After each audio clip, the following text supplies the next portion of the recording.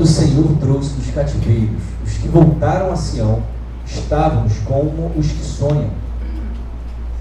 Então a nossa boca se encheu de riso e a nossa língua de cântico. Então se dizia entre os gentios: grandes coisas fez o Senhor a estes. Grandes coisas fez o Senhor por nós, pelas quais estamos alegres. Traze-nos outra vez, ó Senhor, do cativeiro, como as correntes das águas do sul. Os que semeiam em lágrimas cegarão com alegria. Aquele que leva a preciosa semente, andando e chorando, voltará, sem dúvida, com alegria, trazendo consigo os seus bulhos.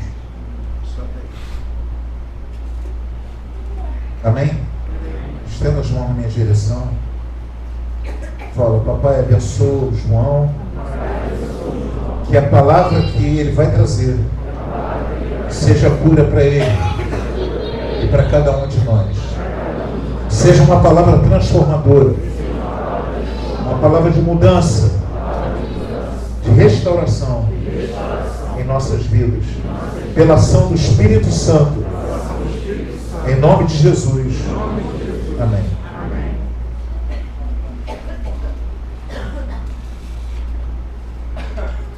Então,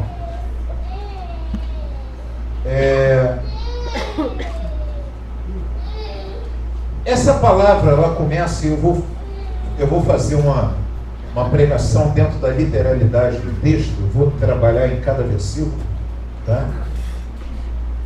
E ela começa falando do passado.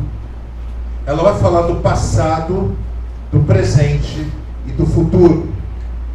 É uma palavra que vai fazendo esse acompanhamento e vai falando com o povo, tratando do passado dele, do presente e do futuro. Então ele começa falando do cativeiro. O que é esse cativeiro? Israel, um povo que tinha sido escravo no Egito. Deus libertou esse povo da escravidão do Egito com milagres tremendos, com poder. Levou esse povo para o deserto e ali ele se revelou a ele, se mostrou a eles. Dali eles receberam uma promessa de Deus que os levaria a uma terra que manava leite e mel, uma terra maravilhosa. E Deus então levou eles a entrar nessa terra, deu vitória sobre os povos que ali estavam, ajudou esse povo a vencer os seus problemas com idolatria e com outros deuses. Deu a eles reis, líderes, crentes, a priori, no princípio, que levavam eles a poder viver quase a plenitude daquilo que Deus propunha para eles.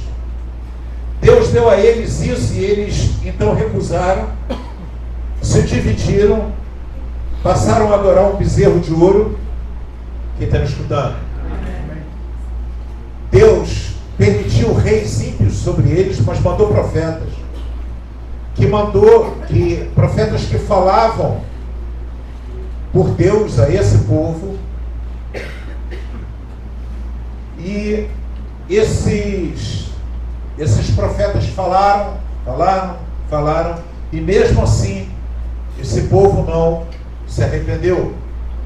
Então Deus permitiu que primeiro o Império Assírio e depois o Império Babilônico viessem até eles, vencessem eles militarmente, tomassem aquele povo e levassem aquele povo cativo, aprisionado, escravizado. Deus permitiu isso. Quem está me escutando? Foi Deus que promoveu isso. E quando Deus promoveu isso, ao mesmo tempo que Ele fez isso acontecer, a época de um governo, digamos assim, de Israel, que era voltado para Deus, deixou de acontecer. E enquanto eles estavam na Babilônia, Deus se mudou do templo e do Santo dos Santos e foi morar no coração de cada um deles. Quem está me escutando? Saiu do Santo dos Santos e foi viver na palavra dos rabinos, no ensino dos rabinos, nas casas, nas ruas, nas praças, na beira dos rios. Deus revelou assim para eles. E num determinado momento dessa história, Deus disse: eu vou restaurar, eu vou restituir vocês, eu vou devolver a vocês tudo isso. E esse salmo, Salmo 126, um salmo muito amado por todo o povo de Deus, ele fala justamente isso. Quando o Senhor trouxe do cativeiro os que voltaram a Sião, estávamos como os que sonham. Por que estávamos como os que sonham? Porque muitos daqueles que estão vivendo no cativeiro acham que nunca mais vão sair de lá. Quem está ouvindo? Quem já viveu o cativeiro aqui? Então você sabe do que eu estou falando. É aquele que diz: para o meu caso não tem solução, para a minha vida não tem solução, eu perdi, Deus não é mais comigo, eu pequei, eu me afastei de Deus, eu neguei a Deus, é verdade, eu não me dediquei como eu deveria, eu não fiz aquilo que eu deveria, então Deus, aprove a Deus me abandonar e cuidar daqueles que são deles, mas eu não sou um deles. E aí esse povo ficou largado lá mesmo, não porque não acreditasse no poder de Deus, mas porque não acreditavam que Deus ainda tinha um plano com eles. Quem está me ouvindo, diga amém. Amém. Não que Deus os tenha excluído dos seus planos, mas porque eles se excluíram, acharam por bem se excluir do plano de Deus, acharam que não deveriam estar, ou que eles não estavam mais incluídos no plano de Deus, por alguma razão. E eu vejo, o que nós vemos é que muitas pessoas vivem exatamente isso. Por terem, em algum momento da sua vida, num determinado momento da sua vida, eles olharam para si mesmos e disseram: Deus me tirou de jogada. Alguém já teve essa impressão? Olhou para si mesmo e disse: eu não sou merecedor disso, eu não... estou fora, para mim não dá mais. Então muitos acham que não tem saída. Eu vejo também, amados, como é que isso muitas vezes se dá de uma forma sutil. Muitas pessoas estão dentro da igreja, frequentam a igreja e ainda acham que estão fora dos planos de Deus. Elas vêm aos cultos dizendo: eu vou estar no meio deles, eu vou estar por ali, eu vou ouvir o que Deus tem para dizer, mas eu não consigo me libertar do meu cativeiro. Eu estou preso no meu cativeiro, eu estou aprisionado no meu pecado, eu estou aprisionado nas coisas erradas que eu fiz, e para mim não há solução. Eu estou aprisionado nos meus conceitos de prazer, eu estou aprisionado na minha falta de opção, estou aprisionado nos meus ciclos viciosos, nas correntes que me amarram. É mais forte do que eu, é mais poderoso do que eu, para mim não dá. Eu vou lá, vou ouvir o que Deus tem a dizer, eu vou cantar louvores a Deus, quem sabe Ele não terá misericórdia de mim. Vou fazer aquilo que é certo, vou fazer aquilo que eu devo fazer, mas não porque eu acredite que vai mudar, mas é porque é o que tem para ser feito, porque fora de Deus não existe nada. E as pessoas vêm porque acreditam que fora de Deus não existe nada, mas eles mesmos não se sentem incluídos nesse lugar de liberdade. Quem está me ouvindo, diga amém. Amém.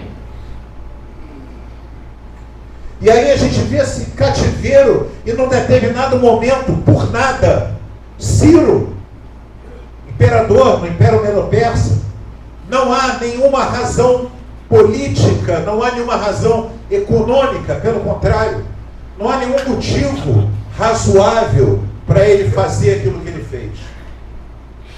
Apenas ele numa conversa com um dos seus servos, Neemias, e depois Esdras, e ele, a partir daí, grupos começaram a retornar para Jerusalém. Então aqui diz assim: quando o Senhor trouxe do cativeiro, fala comigo, trouxe do cativeiro. Só Deus pode libertar do cativeiro. Ontem não, domingo, desculpe, mas a palavra de domingo passado ainda está muito na minha cabeça. Vira e mexe, eu vou falar dela porque ela ainda está produzindo seus efeitos. Amém? Está produzindo em você? Amém? Em mim está. Então, quando eu falei na semana passada que nós passamos o cutelo, mas eu vou dizer uma coisa para você: só com Jesus você consegue passar o cutelo. Porque ninguém passa cutelo sem Jesus. A promessa de passa o cutelo, corta e vem. Porque aqui é melhor você estar aqui comigo do que estar lá sem minha presença. É melhor você estar aqui sem uma mão, sem o olho, do que do outro lado sem mim, sem aquilo que eu posso te dar. Então é melhor entrar no reino. Sem essa promessa, sem essa garantia, ninguém passa o cutelo. Ninguém. Eu não conheço ninguém que no mundo, vivendo os valores mundanos, vivendo a proposta mundana, existencial, vivendo uma filosofia mundana, de busca de prazer, de busca de sucesso, a lei do Gerson. Quem conhece a lei do Gerson? Ninguém. Como é que é mesmo? A lei do Gerson é melhor ter vantagem em tudo, certo? Ninguém conhece isso porque é uma propaganda de televisão do século passado.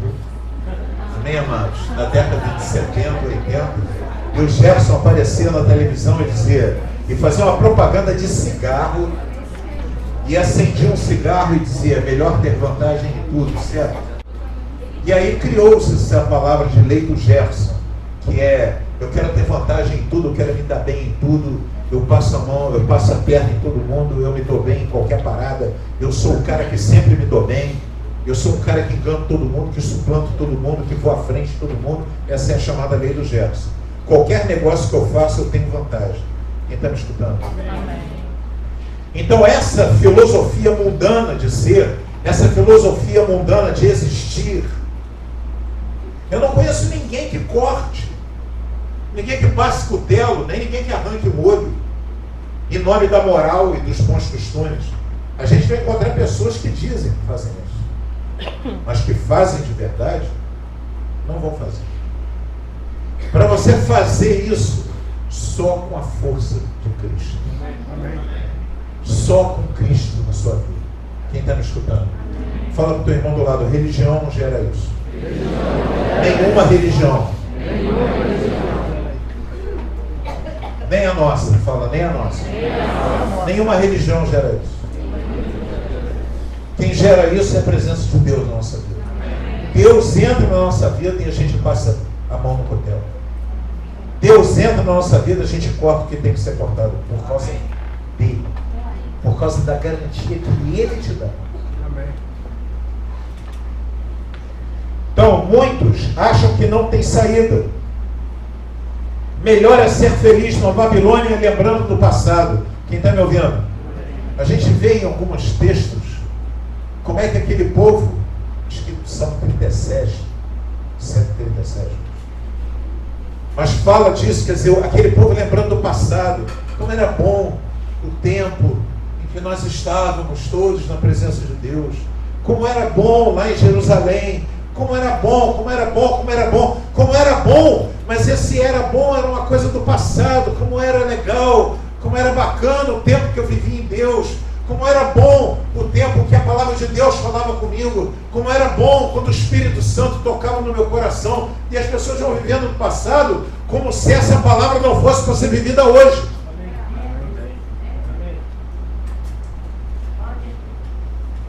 Quando o Senhor trouxe cativeiros que voltaram a Sião, estávamos como os que sonham. Por quê?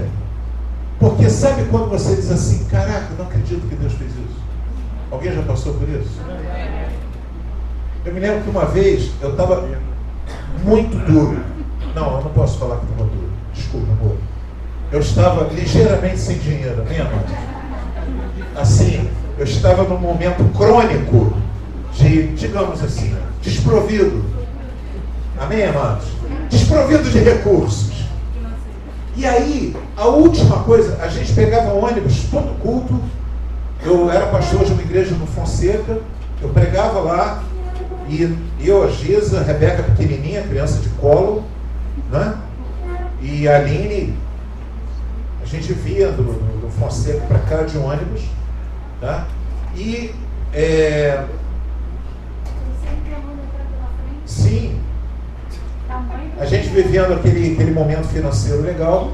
E aí, num determinado momento, o meu pastor pegou um Corsa, não foi? Um Corsa.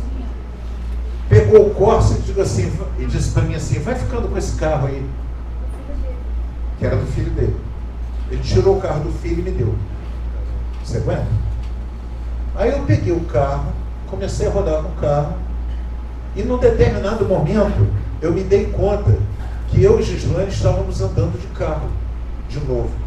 Porque há muito tempo eu já não tinha nem mais esperança de ter carro. Porque eu comecei a fazer conta. Alguém já passou por isso? Começou a fazer conta e ver quanto sobra por mês, amém?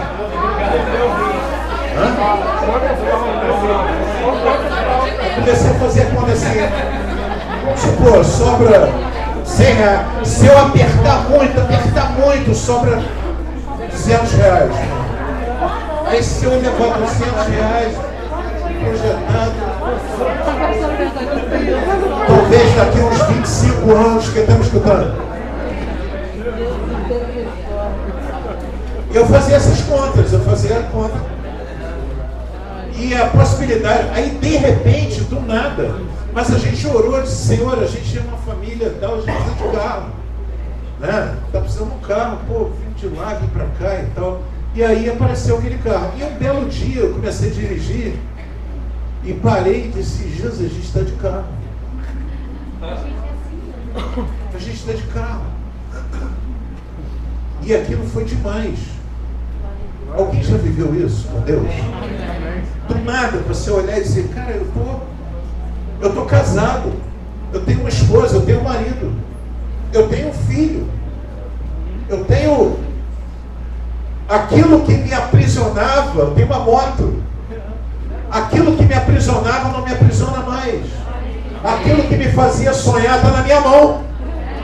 O que me fazia sonhar, o que me fazia orar, agora está aqui na minha mão. Ele me deu, ele cumpriu. Ele disse que faria e fez. Quem já viveu isso? Sabe, essa sensação de, num determinado momento, Deus te livra do cativeiro, Deus te tira daquela situação de tristeza, de penúria, de luta, de dor, e simplesmente aquilo que te fazia orar está na tua mão. E aí você começa a rir sozinho. Eu já tive a experiência, alguém já teve a experiência de rir e chorar? Rir e chorar ao mesmo tempo, que eu já tive essa experiência. Você não sabe se ri, se chora, você começa a chorar e depois começa a rir.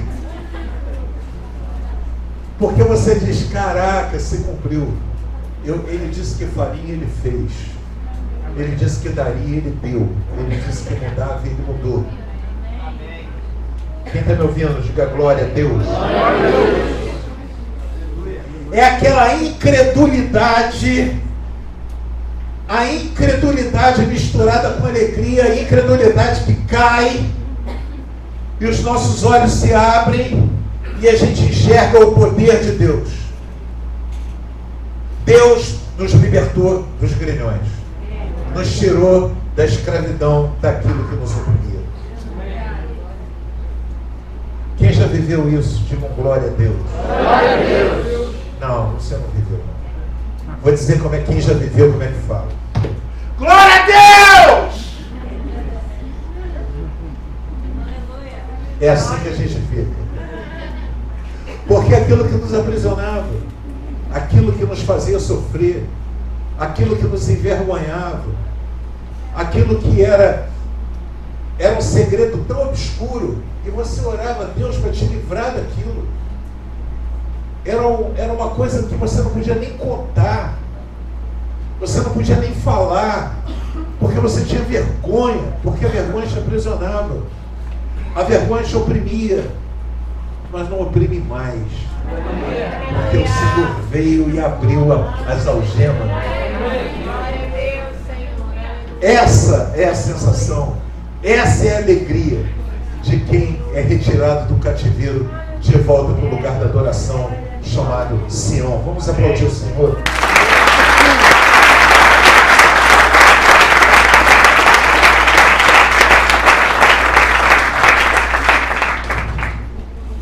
Então nossa boca se encheu de riso e a nossa língua de cânticos. Fala comigo, nossa boca se encheu de riso. Fala para o teu irmão do lado, crente ri à toa. Faz piada com tudo. É verdade. A gente pode estar passando o nosso sufoco, está rindo. Está de boa, está de bem com a vida. Está todo mundo desesperado, a gente está... Deus vai dar livramento. E a nossa língua de cânticos. Fala comigo, a nossa língua de cânticos. Eu aguentei chegar aqui e vi a Aline cantando com as crianças aqui. Aí eu vi aqui na frente uma galera cantando, lá atrás uma galera... Eu digo, caraca, o pessoal está perdendo a chance de ser criança. Mão barato, galera. Fala a verdade. Mão direita, mão esquerda, com as duas mãos ao Senhor. Não acha legal, não? Já vi a igreja inteira fazendo isso, é bênção, cara. Muito legal. Imagina como é que o Senhor vê lá. Aquele bando de criança cantando. Bando de criança. Vou ofender vocês. Bando de criança. Conseguiu ofender? Não. Conseguiu ofender? Não. Deus é que liberta dos grilhões. Sabe? É assim. A nossa boca se encheu de risos, a nossa língua de cânticos. Então se dizia entre as nações, grandes coisas fez o Senhor a esses. Fala para a pessoa que está do teu lado, a sua família vai ver. Seus colegas de trabalho vão ver. Você não precisa falar nada. Ninguém precisa falar nada. Todo mundo vai ver o que Deus faz na tua vida. Não precisa falar nada. As pessoas olham e dizem, que nem eu estava ouvindo hoje no Café Pequenato, tão engraçado, o pessoal dizendo, o pessoal para na rua e diz assim, tu tá diferente, cara. Tu tá diferente, o que você tem? Não tem nada. Mas tá diferente. Até mentem. Fala, você tá mais bonito. Falaram isso pro Fernando. Como é que as coisas são? Falaram isso para ele. Pior, ele acreditou.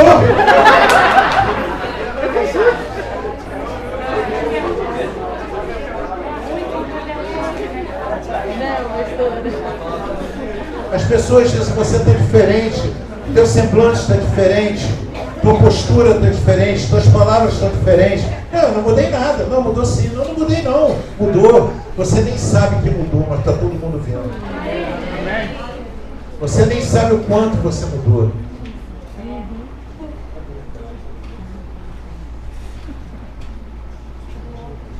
E aí, grandes coisas fez o Senhor a esse. Não são pequenas coisas. A gente imagina o seguinte, muitas vezes eu pergunto, e aí, o que aconteceu na tua vida? Fala para mim. A pessoa diz assim, não sei, eu acho que... Teve uma outra pessoa no Café Pequenato, tá? Eu achei engraçado, que ele diz assim, não, comigo não aconteceu quase nada. Só, quer dizer, a minha espiritualidade que mudou. O que mudou também é que eu agora estou amando mais a minha família. Também eu amo mais os meus filhos. E também agora estou paciente com todo mundo. Eu perdoo com facilidade, tenho mais alegria. Eu digo, pô, ainda bem que não mudou nada. A gente nem nota quando está mudando na presença de Deus. Amém. Quando Deus tira a gente do cativeiro. Aleluia. Quando Deus tira a gente da prisão. Quem está me escutando, diga glória a Jesus. Glória a Jesus. Quando o Senhor livra a gente.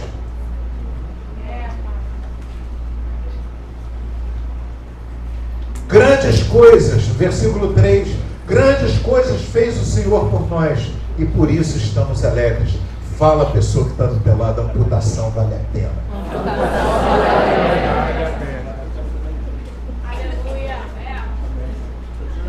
Fala, tem gente que não falou. Fala para a pessoa que está do teu lado, a amputação vale a pena.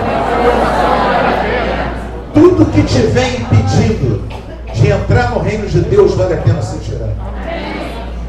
Tudo aquilo que você está vivendo e que está impedindo você de viver as coisas do reino e você abrir mão, vale a pena.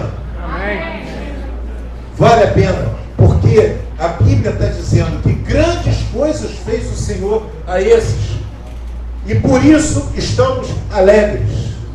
Aquilo que aparentemente, no primeiro momento, parece que vai ser doloroso, parece que vai ser humilhante, parece que vai tirar a tua alegria, aquilo que parece que vai comprometer a tua vida, vai te enganar, vai te jogar num lugar de tristeza, é mentira de Satanás, mano velho.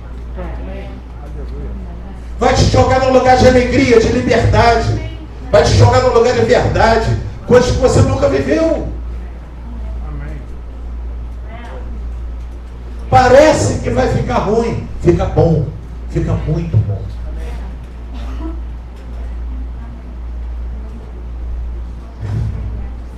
Aqui, engraçado que até aqui parece que a palavra está falando de uma maneira e depois,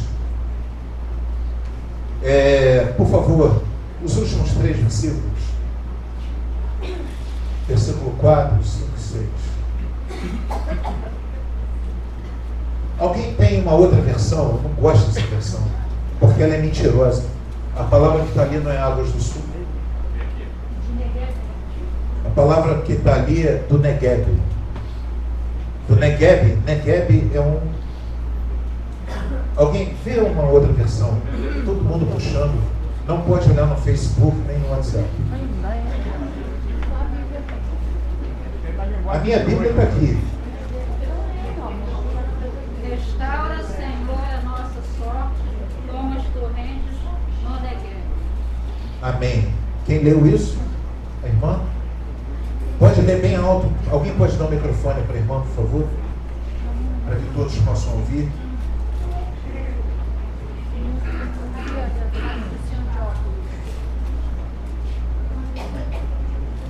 Para que todos possam ouvir. Quem está me ouvindo, diga amém. Amém. A irmã vai ler a tradução correta. Restaura, Senhor, a nossa sorte, como as torrentes no Negueb. Fala comigo, torrentes no Negueb. Por que fala de Águas do Sul? Águas do Sul porque é o local onde fica ao sul de Jerusalém. Essa região fica ao sul de Jerusalém. Então, em muitas Bíblias está traduzido como Águas do Sul, tá? Ou como as torrentes do sul. Mas a tradução original fala de Negueb. O que é Negueb? Primeira vez que eu li isso aqui, eu pensei que Negueb fosse nome de um rio. Por quê? As torrentes do Negueb. Negueb só pode ser o quê? Um rio, mas não é. Negueb é o nome do deserto.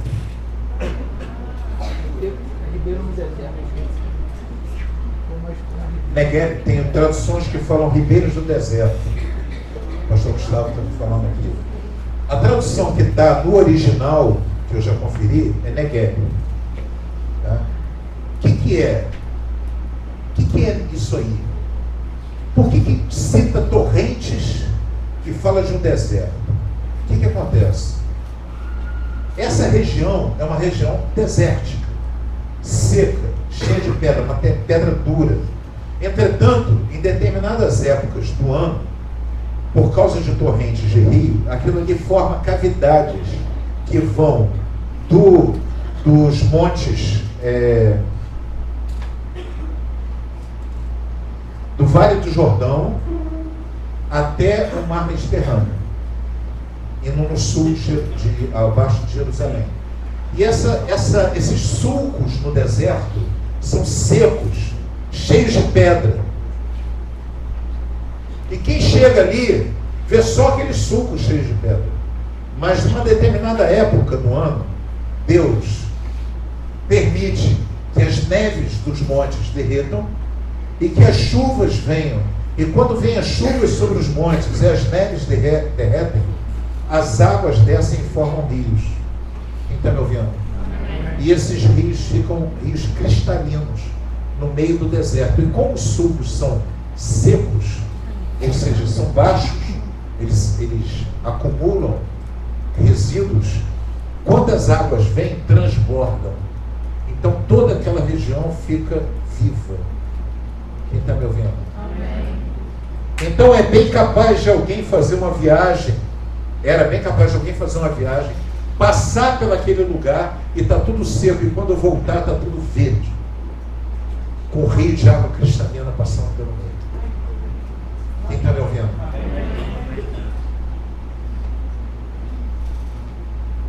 O problema é que quando eles voltaram para Jerusalém, não tinha nada em Jerusalém. Quando eles saíram de Jerusalém, Jerusalém era uma cidade rica, uma das mais ricas do Oriente Médio. Era um lugar próspero, com muitos negócios, edifícios, comércio, um templo de louvor a Deus, era tudo muito suntuoso. O reinado daqueles reis ali era suntuoso, soldados. Quando eles voltaram a Jerusalém, o muro tinha caído. Quem está me escutando? O templo tinha sido destruído. A cidade estava em ruínas. Havia um povo ali que não cultuava o Senhor. Aquilo era um lugar horrível, cheio de gente que não era nem judeu. Nem judeu eles eram. Eles eram de todo tipo de religião ali dentro, pagãos, pessoas que não acreditavam. Um lugar miserável, cheio de pobreza. Quando eles voltaram, eles não encontraram Sião, que eles haviam deixado. Eles encontraram um lugar destruído, por causa do pecado deles, por causa daquilo que eles traíram o Senhor, e Deus fez vir sobre eles a destruição, a miséria. E quando eles retornaram, eles viram a promessa do Senhor, e não o que os olhos deles estavam vendo, mas porque o Senhor estava devolvendo a eles Jerusalém. Eu fico vendo, em determinado momento da minha vida, quando o meu casamento foi restaurado pelo Senhor, e Deus trouxe de volta Giza, mas não era mais aquilo que a gente viveu antes. Quando a gente se separou, eu era pastor de uma igreja, tinha muitas pessoas, tinha carro, tinha moto, nossa casa tinha muita coisa, tinha dinheiro no banco, cartão de crédito, tinha tudo. Mas quando nós restauramos, não tinha carro, não tinha milagre, não tinha moto, não tinha nada, não tinha igreja, não tinha emprego. Quem está me ouvindo? Não tinha emprego, não tinha nada, mas tinha uma promessa. Quem está me escutando? E é em cima dessa promessa que nós enxergamos. E houve um determinado dia que a gente conversando, eu falou: Giza, nunca mais vai nos faltar nada. Deus vai restaurar o carro, vai restaurar tudo. Por quê? Por que eu sabia disso? Porque o Senhor não nos teria trazido de volta até ali para nos deixar morrer. Quem está me ouvindo? Amém. O que acontece a partir desse versículo? Ele fala que faze-nos regressar outra vez do cativeiro, Senhor, como as correntes do sul, que parece que ficam cativas em algum lugar, e num determinado momento elas vêm e tornam o deserto um rio, tornam o deserto um lugar verde, vivo, cheio de vida, com águas cristalinas. Quem está me ouvindo? E só Deus pode fazer isso. Talvez você esteja vivendo um momento da amputação, em que você diz: mas o que vai vir daqui para diante? Porque eu amputei, e agora? Eu olho e só vejo deserto. Eu olho e vejo pedras secas. Eu olho e vejo um terreno seco. Eu quero dizer para você que o Senhor tem águas aprisionadas. E que Ele vai libertar essas águas. E essas águas virão. E aquilo que hoje é um deserto para você, será um rio de águas cristalinas. Porque é promessa do Senhor. Porque é promessa do Senhor. Quem está me escutando? O Senhor não te traz a um lugar de santidade para fazer você infeliz. Ele não quer um povo infeliz. Ele não tem um povo infeliz. Ele tem um povo vitorioso. Então fala para o teu irmão do lado, pode cantar cânticos. Que sua boca se encha de risos.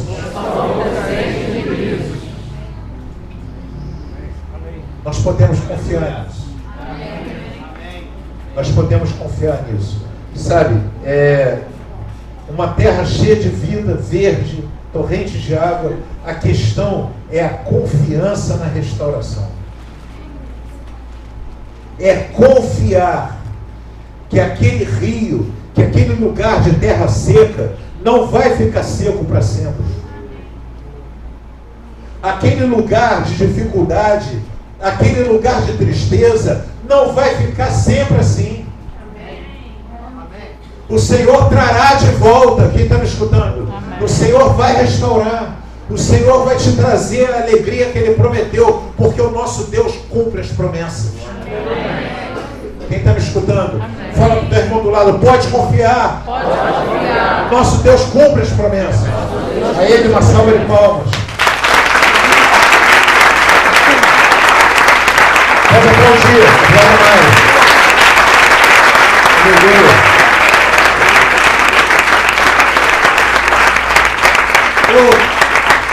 Logo em seguida, aqui está falando de sementes, por favor, versículo 5. Os que semeiam em lágrimas cegarão com alegria. Há um segredo numa colheita de vitórias. É a semeadura em lágrimas. Se você, meu irmão, minha irmã, está semeando em lágrimas, você tem a certeza que o Senhor trará a vitória para você.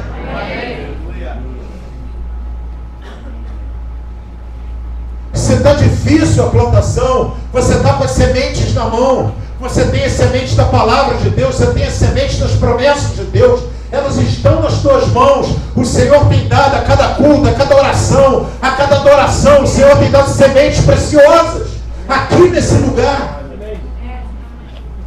E você está com essas sementes na mão. Você pode ter a certeza de que com essas sementes na mão você pode ter diante de você uma terra seca.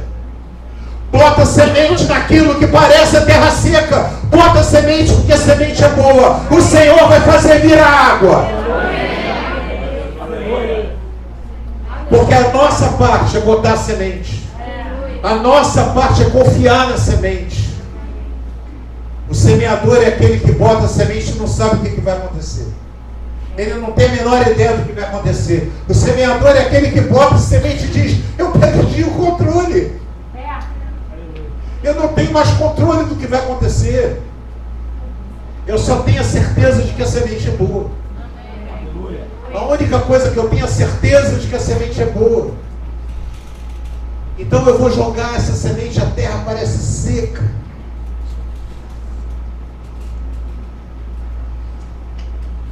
A terra parece que não vai dar nada. Parece que é um lugar de infelicidade. Parece que é um lugar de destruição. Mas o Senhor diz: pega a semente, chorando. Vai jogando as sementes e derramando as lágrimas. Vai jogando as sementes e derramando as lágrimas. Sementes de santidade, semente de correção, semente com a palavra de Deus, semente de separação da tua vida do pecado. Eu separo a minha vida do pecado e acredito na proposta que o Senhor tem para mim, e vou jogando a semente, vou jogando a semente. Meu Deus, esse negócio não vai dar nada. Essa terra só tem urubu, só tem urubu e carniça. Eu olho em volta, o que eu vejo? Eu só vejo carniça, animal morto. Não tem nenhuma planta, não tem nada. não tem uma gota d'água, esse lugar só tem urubu e carniça. O que eu faço? O Senhor diz: pega a preciosa semente, joga na terra e deixa as lágrimas caírem. Aleluia. Glória a Deus. Amém. Glória. Aleluia. Aleluia. É a certeza do semeador. É a certeza de que vai acontecer alguma coisa debaixo da terra que ele não controla. É alguma coisa que vai acontecer ali dentro que ele não controla, que ele não sabe o que é, que ele não sabe como é que vai acontecer. Mas ele confia, porque ele sabe quem deu as sementes a ele. A questão é confiar na restauração de Deus. Jerusalém não tinha nada, estava tudo destruído, mas eles confiavam na promessa, voltar para lá e restaurar o templo, e voltar a adorar o Senhor, e voltar a buscar o Senhor, que o Senhor iria restaurar Israel.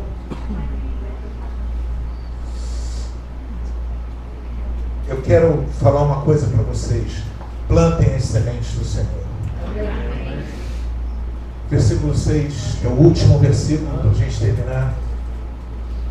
Vamos ler juntos. Aquele. Não. Vamos ler como uma igreja alfabetizada. Amém? Vamos lá. Aquele que leva a preciosa semente, andando e chorando, voltará sem dúvida com alegria, trazendo consigo os seus molhos.